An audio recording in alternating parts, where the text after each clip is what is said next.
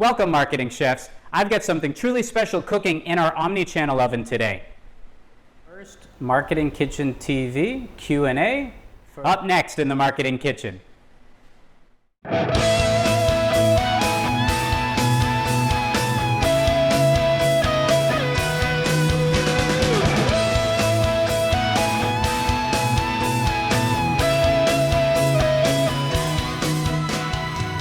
Welcome to the kitchen, the Marketing Kitchen. Hi, I'm Ron Vining, your host of Marketing Kitchen TV. Welcome to the first Marketing Kitchen TV Q&A for the spring 2020 semester. And welcome to everyone who isn't one of my students at the University of Massachusetts, where I have this interactive component to my course, where I ask students to ask me questions each week, and then when I get the chance, I will record an answer to those questions and post it to YouTube.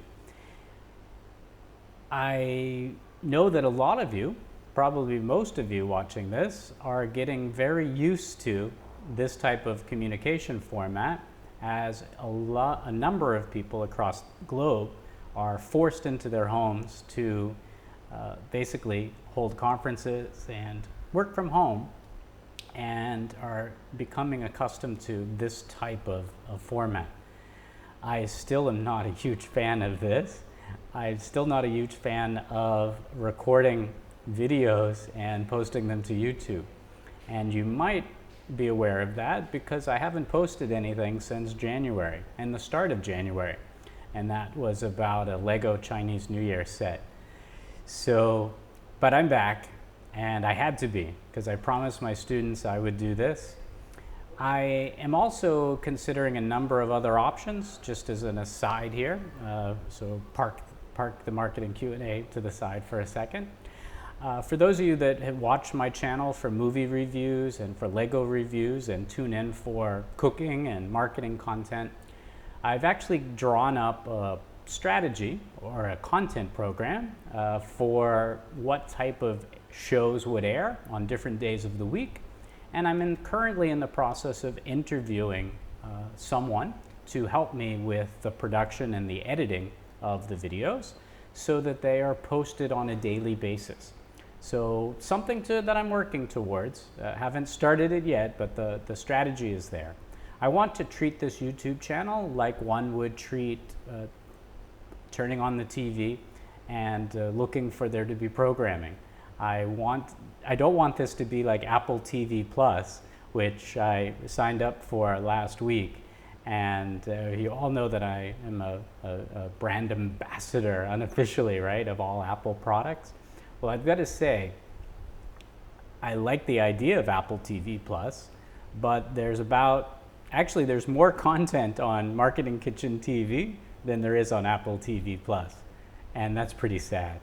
So I wanted this channel to continue to have more content than Apple TV Plus, which isn't going to be hard, but I look anyway to put out a daily video, but each day being a different piece of content, whether that be a Lego video, whether that be a movie review, streaming reviews about content related to AppFlix, the website that still hasn't fully launched yet, that I'm still working on, and then like a cooking segment each week, a marketing Q&A aspect, and not just for my students at UMass Boston, but also for anyone who will go to our Twitter account, so the companion Twitter account, and ask a question at MarketingKitchenTV and with the hashtag Q&A, and then I'll answer those here.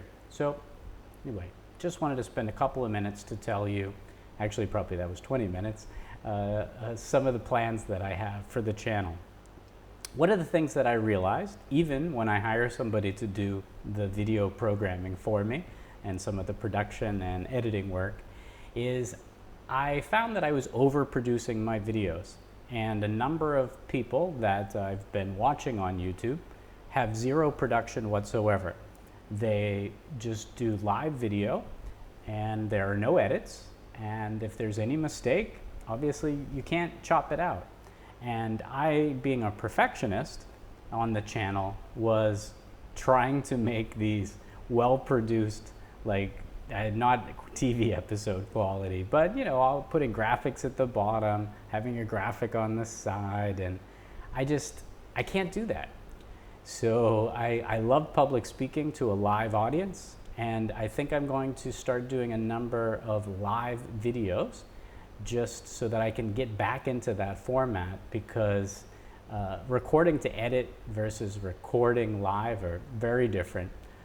As I mentioned, I'm a live public speaker, so that's what I prefer to do.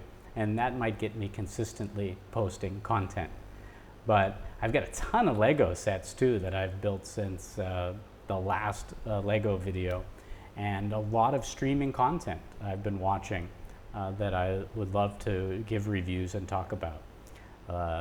Like For All Mankind on Apple TV Plus, to Star Trek Picard on CBS All Access, to Jack Ryan on Amazon Prime. And anyway, a lot of stuff that I want to get through. All right, you didn't come here for that. You came here for the marketing Q&A, and I'm going to answer as many questions as I can. And when I think that it's too many, then I will cut the video, and it will become part 2, part 3, part 4 in this particular series. And then you won't get that full introduction. You'll just get this piece right here. Another new feature that I decided that I would try to add is an egg timer. And I am going to set the video, the length rather, of giving myself 2 minutes to answer each question. So that should speed things up and ensure that I don't take 15 minutes to 30 minutes to answering a question. So trying this out for the very first time, let's see how this goes. Let me know in the comments section below whether you like the fact that I'm answering questions in 2 minutes or less, or whether you would like to see the where I talk about them for as long as I chat away about them. So, but I think I can already know what people are going to say, but let me know in the comments below. And so I set up the timer here, and just I click on this and I hit start, and we're going to set this, as I mentioned, for 2 minutes, and let's give this a try. We'll take the first question and go with that. All right, and I'll read the question first, so that won't take part of the 2 minutes up. So Diana asks, what other advertising techniques are being used for commerce in 2020? And I will start that now. Okay, well, Diana, I appreciate that question. And well, take a look at Tanique's tweet that you commented on. And she says, we see it everywhere, but do we really know what it is? Find out why the importance of native advertising below. Well, when you ask questions for me here on Twitter, I really need each person, whether they're in the initial role or the feedback role, to ask a more specific question. So Diana asking me what other techniques are available beyond, let's say, native advertising, that question is just so broad, because there's so many different, as the textbook alluded to, and for those that obviously aren't in my course, then you're not privy to that. But there are so many, whether it's display advertising, whether there's banner ads, if you're on mobile, there are ways to embed advertising in EDMs. You can find basically on Instagram, there'd be promoted posts or sponsored posts. There are so many forms, from programmatic as well, and to be able to answer that in 2 minutes is absolutely not possible. Now, if you ask me what are some of the best type of ads, the best ads are the ones that are relevant, obviously, to the consumer. They would be embedded either on a mobile interface or on a desktop or tablet where you've got some more space looking at it, but they'd be more like advertorials. So there'd be a photo and there'd be a content and they're not in the way of what one came to the site to consume, but what they do is that they add some value, so that if I'm reading about a specific topic or looking at a specific movie review, that sponsored link would be something that would be of value to me, and so it wouldn't be interfering with me, it wouldn't be creepy, it wouldn't be chasing me, but it'd be something that I would be interested in clicking on for some further information, or even, you know, just perhaps purchase that product. And of course, on e-commerce platforms, just take a look at Amazon and look at all the the recommendations that are there. So buy a CD on Amazon, and then down below, that is advertising whether you realize it or not, right? But all of the other people, you know, other people bought something similar to this, and I find actually that helpful, not a nuisance. All right, that actually was 3 minutes, but that's okay. So anyway, Diana, if you could, in the future, ask a more specific question, then I can target. So I won't be like not having it be an annoying ad, to be one that you was creating specific value for you. All right, so the problem with this little app here, I just want to show, is that when I click on this, that box is going to appear again, and that annoys me. But anyway, my first time trying this out, it was raining, or I would have run out to the store and bought a real egg timer, like a physical one. And since we are in a marketing kitchen, right, and then you know, I would turn it over each time. So look for that in a future video. Okay, let's see, David. David asks, and actually, I don't have, I know what this is, Dave, because we talked about it, that this particular one is the source to the question. So, but I had asked everybody to delete their original one, and then when they did actually post the content again, the entire piece would be here, so that then I could also see the question that you're replying to. So please, now I know that theoretically I showed everyone what I wanted on the Twitter feed, but now when you see why I've asked for it a specific way, it will come to light, and the difficulty for me to answer your questions properly if everything is not in sequence there. So for example, when you ask the question and you have your source there, and you also then have the retweet with comment of the initial peer statement or unique content, as well as their particular source, then right in one little neat window right here, I would have everything I would need to answer the question. And I'm sure as I scan through, you didn't delete the original, so this is going to pop up again. So maybe I'll get to answer yours twice, but that's ideally not what I am looking for, okay? All right, let's see. I'll hit the timer and answer the question, but first let me read it out. What is the most crippling issue for websites when it comes to technical SEO? There's a common shortcoming in this area. Yeah, I think you're asking, is there a common shortcoming in this area? And let me answer that. So see, I got to click on that, and then I got to click on that again, but okay. It's a piece of free software, so I guess I can't complain.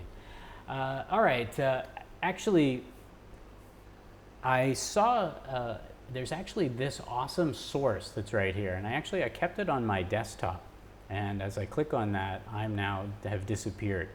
But this particular article I thought was fantastic, talking about the importance of technical SEO. And I forgot which of you had posted this particular source, but if this is yours, then I want you to know that I was truly impressed by this particular one, because it was absolutely great. And there we go, that's what I'm trying to do. And in fact, for my own AppFlix site, it made me realize that I was making a few mistakes.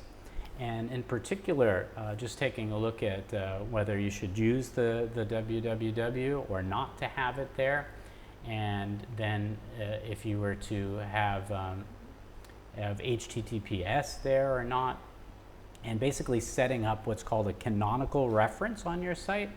I actually hadn't given that a lot of thought. And for myself, one of the things that I do is I typically buy, I own hundreds, like 1,000 domain names or more. And what I typically will do is I use those for, I thought anyway, I was using those for SEO and forwarding them to a site. And actually reading that article, it was saying that it didn't say that that was a bad thing to do, because I found success with that. But what was bad is that if canonically you call, so here's an exact example. I signed up for Bluehost, and in Bluehost I had signed up, so I had registered my domain name with GoDaddy, but I was using Bluehost to host my website. And Bluehost didn't want me to use AppFlix. So what I had done is I had also registered AppFlix.TV. So I put that, I registered that through Bluehost, okay? So the site is called AppFlix.TV, and that is actually the canonical reference for the site. But on everything social, I'm referring to the site as AppFlix, so without the TV at the back. And I thought that that would be okay. But according to that article, the answer is no.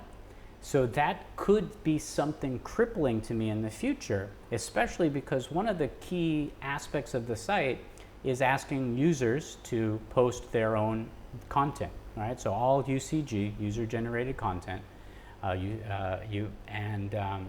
what would happen then is that potentially, if they're referring to it as AppFlix, but the canonical aspect of the site is AppFlix.TV, then Google would be counting that as two separate reference points, and I would be losing out. So that could be a crippling aspect. But Dave, there are so many pieces to your question as well too. And I understand why SEO is a broad area to talk about. But that is one. The architecture, the mapping, the structure, the hierarchy are all technical aspects of your the back end of your website that you really need to take a look at. And that's why when you have someone build your site, they should be somebody that truly understands SEO, or else you're going to run into a lot of problems. And as an aside, the reason why my AppFlix website, even though it was supposed to launch in November of 2019, is still not fully functional is because I had issues with my developer, and my developer just up and disappeared, and the site didn't get finished. And then the developer promised that he was going to come back and finish it, and he did not. And so months later, I've been interviewing and being certainly more cautious as I look at new developers, but I'm also making sure that they not only understand how to program and to code and to design, but that they actually have the technical SEO experience to be able to make sure that the site is designed properly from the very start. And so that's a key piece. Thanks for that question, Dave. And I went way over on that, but this at least is forcing me to think about not going 15 minutes. Let's see. All right, Alexa asks, many people are consuming your content. How frequently and how in-depth is their consumption? Just because they are consuming content, does that mean that they are retaining or interacting with the content?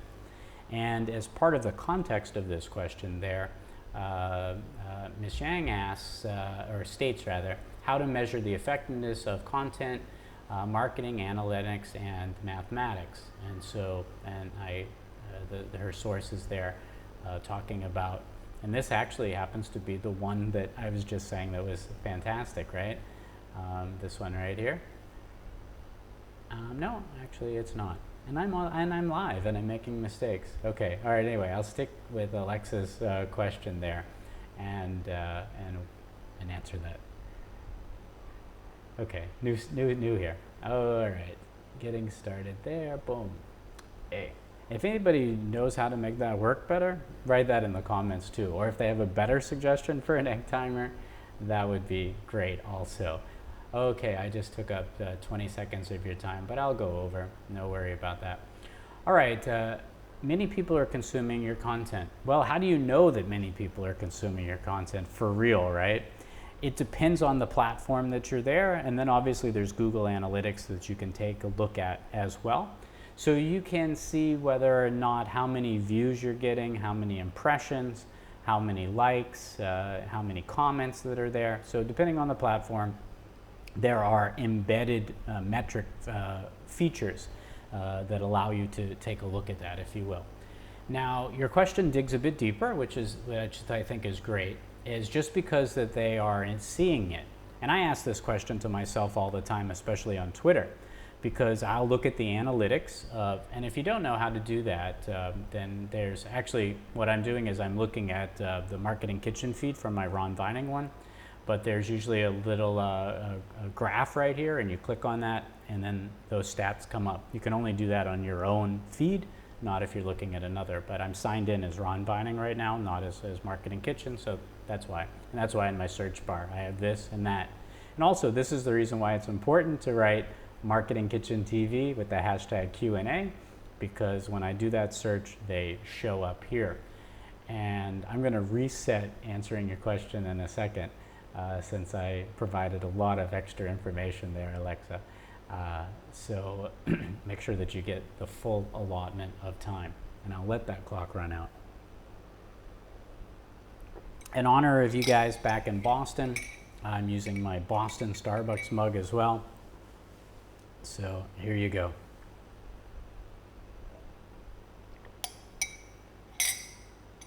All right.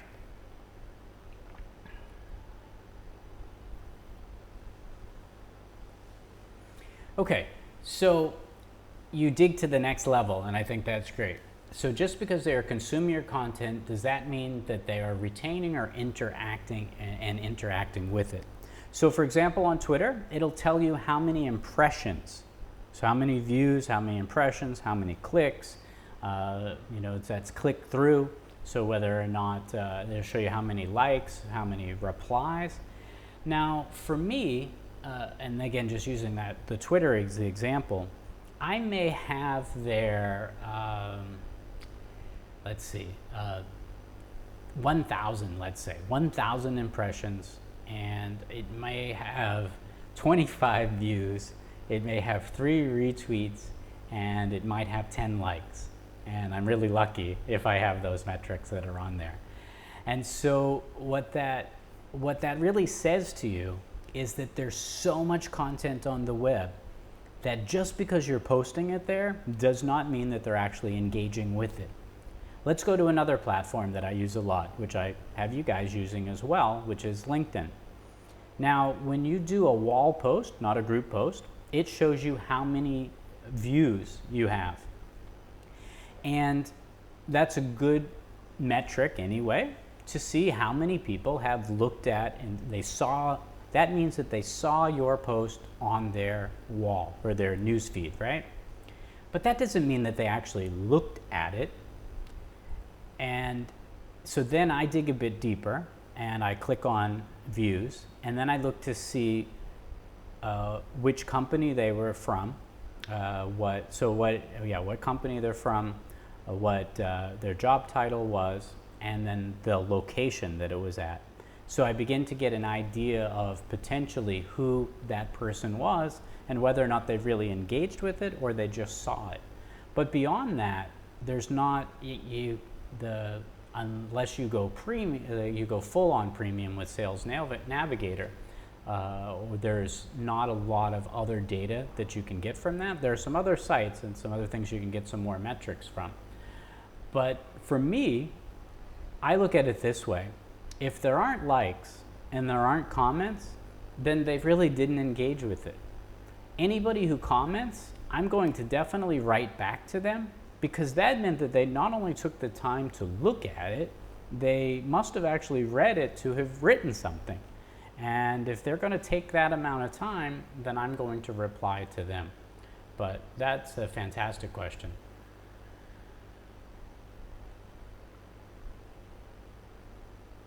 I hope you all enjoyed your spring break, by the way.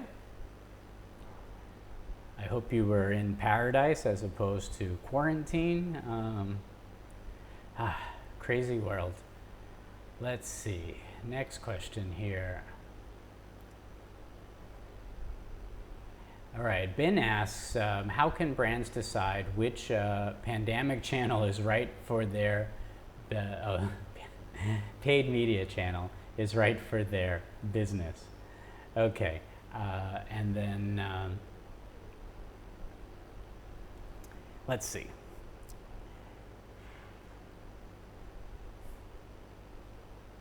Here's what I do. You can obviously dig at data and find out. So what I always do is I ask myself what channel is appropriate for my business, what channel is my audience on, and then what type of content or what type of ad, what type of product announcement or launch, or like what am I going to use? Because it really goes this way. And there's this old model, it's called David Berlow's model of communication, and it diagrams, and it basically has, it's got speaker, and it has audience, and in the middle you've got channel, you've got mode, you've got message, you have feedback, and then the outside environment has noise in it, things that distract. So I always look at it this way. If I'm the enterprise, I have a consumer, which is my audience, and then I ask myself, what is the best message? How will I transmit that message? And on what channel should I use to send that message to the audience? And then, the audience being the customer, the consumer, and then is there a method or a way for me to measure that? And then how will they give me feedback? So how will this loop happen there? And it's important for you to know where your customers are. I remember when Facebook first came out, everyone had, like the company pages rather, when that first happened, companies were creating these pages and they were paying bots to get 10,000 followers, and they were putting on the side of their truck. So I remember that there was this commercial, like printing equipment company, and I saw a van go by, and on the whole side of the van, it had their Facebook name, and it said, like, comment, and share on Facebook.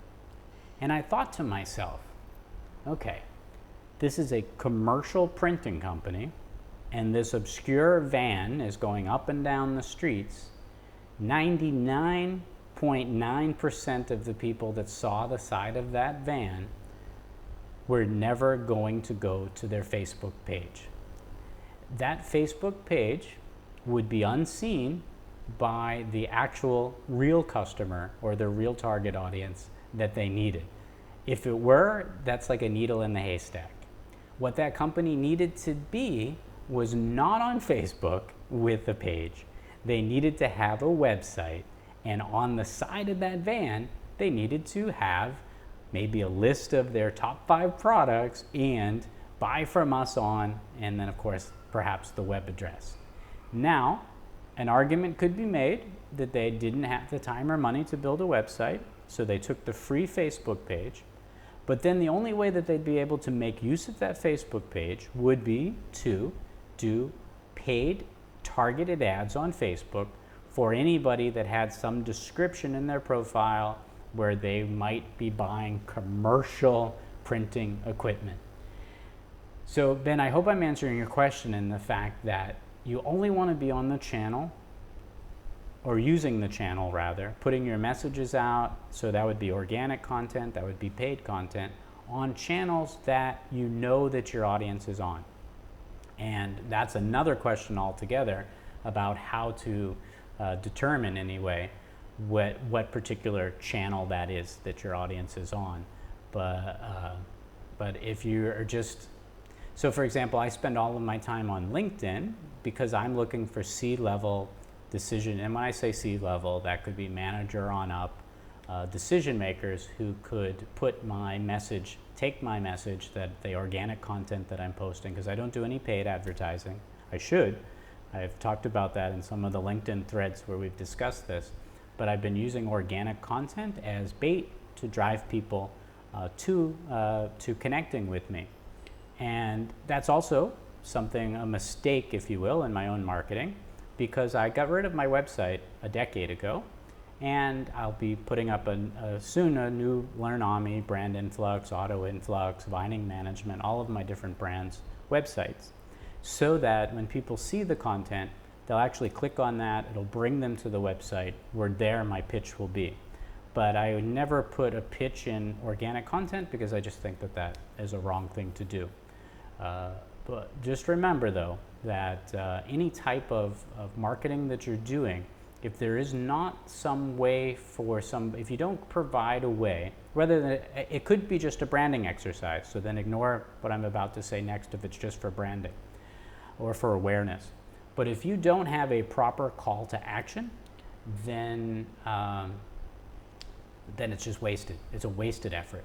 So you need to provide a way to incentivize the person reading the content or seeing the ad to click through to some mechanism that asks them, closes a deal.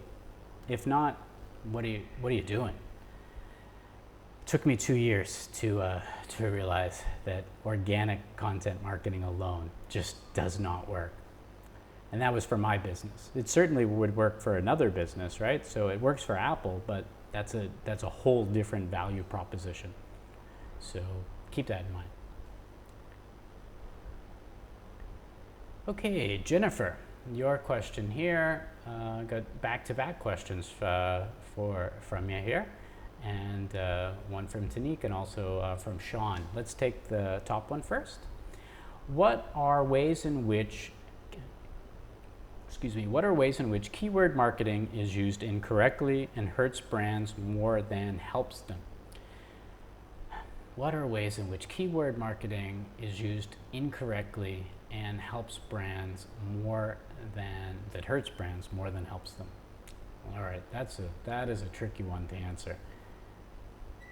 Let me give it a try. Well, I would actually go out on a limb and say that keyword advertising, it hurts your brand, and it can hurt your brand in two ways. One, you can certainly be overspending in the bidding war on keywords. And so that's one way. Another way that you could be overspending on keywords is buying keywords that are not also seeded across your content and or the channel, the primary channel with which you want your customers to engage with you.